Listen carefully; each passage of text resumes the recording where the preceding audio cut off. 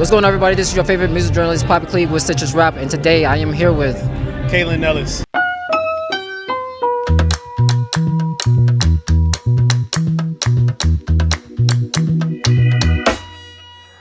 I am a masterpiece, have a masterpiece. Still I'm one of one, still I'm at the...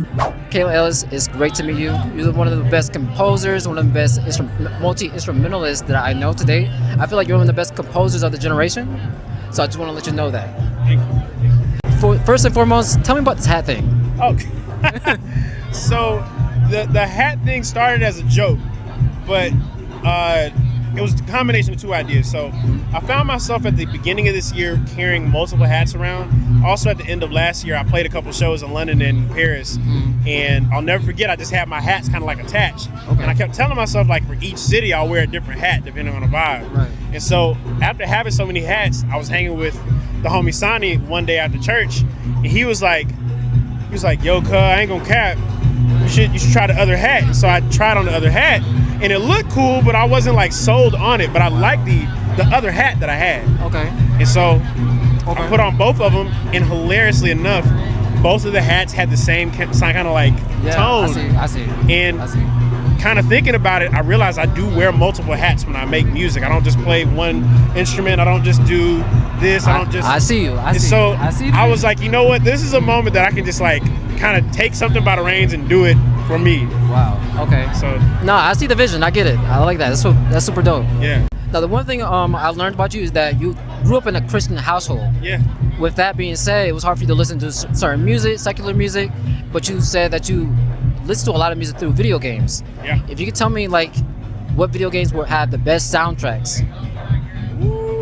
Okay, so if I'm gonna speak specifically for my sound, I'm gonna say Jet Set Radio being the first one. Yeah.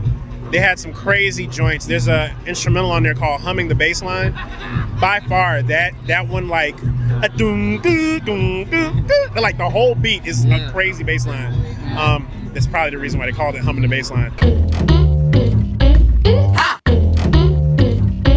There's that one. NBA 2K8. Okay.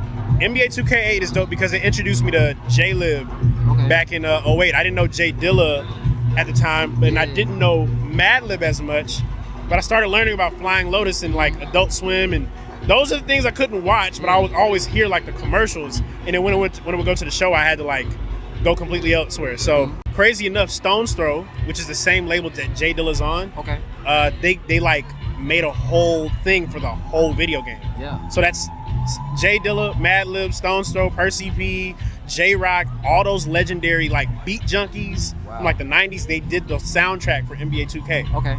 So that's 2K8. It's official. J-Lib 2K8.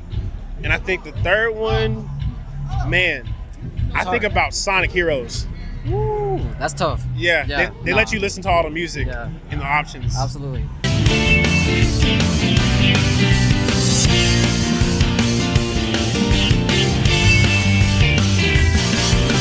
Absolutely. Have you played Kingdom Hearts? A few times. A few times? A few times. I haven't. That's what I hold dear to my heart. Really? Yes. Dang. I have the whole vinyl, like the collection for it. So. Really? Yeah. Woo. Yeah. That's tough. Now, one thing I heard that you say in an interview is that chord progressions and sampling are like a language, and one thing I also noticed that it's also could use as storytelling. Do you feel that you do the same within your music or within your albums as well? Yeah, so I learned years ago in church that you could play something to invoke something in an environment, and really music is intended to attract people to something. And so in church, I realized people wouldn't have to say a word, but then my dad would start playing, and then like people would just start opening up, people start lifting their hands, they start worshiping. Right. And I never realized music was intended to kind of like open people up to be able to express their gifts, express their talents, express their things. And so I kind of picked that up from my dad, I picked that from church, and I learned that you can utilize sounds to be able to create things. Even if you were to, and this is just some nerd talk, I recently realized if you look at a sound wave, right? Yeah. If you just look at like the wave of sounds, you know what it looks like?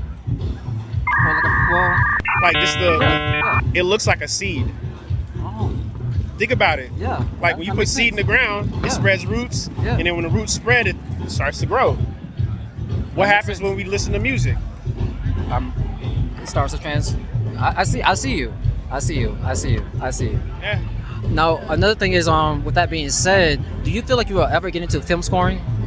You know what? Film scoring. I did my first short film score for an artist named Iman Europe. We have an album that's going to be coming out probably this July, if I'm not mistaken. Hopefully it's going to be like a July release. But we ended up putting together a whole short film called Metanoia. Okay. And I scored the whole thing top to bottom. Wow. And hearing her narrate on top of the music, it felt like church.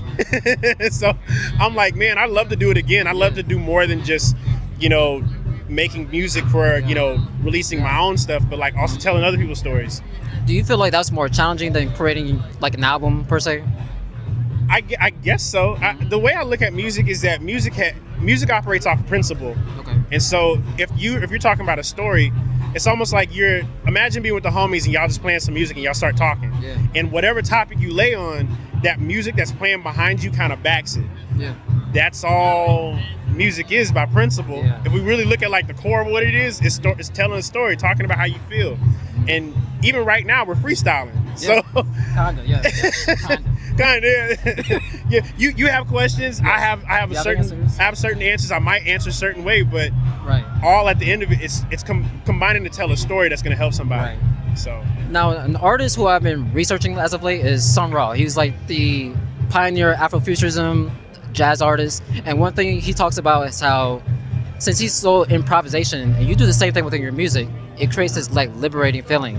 Do you feel the same way when you create your own music?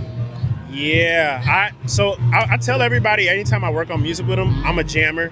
Okay. I grew up just playing an instrument for hours, and if I come across a loop that would just stick, then that long loop that would take 30 minutes is probably going to be shortened to a minute.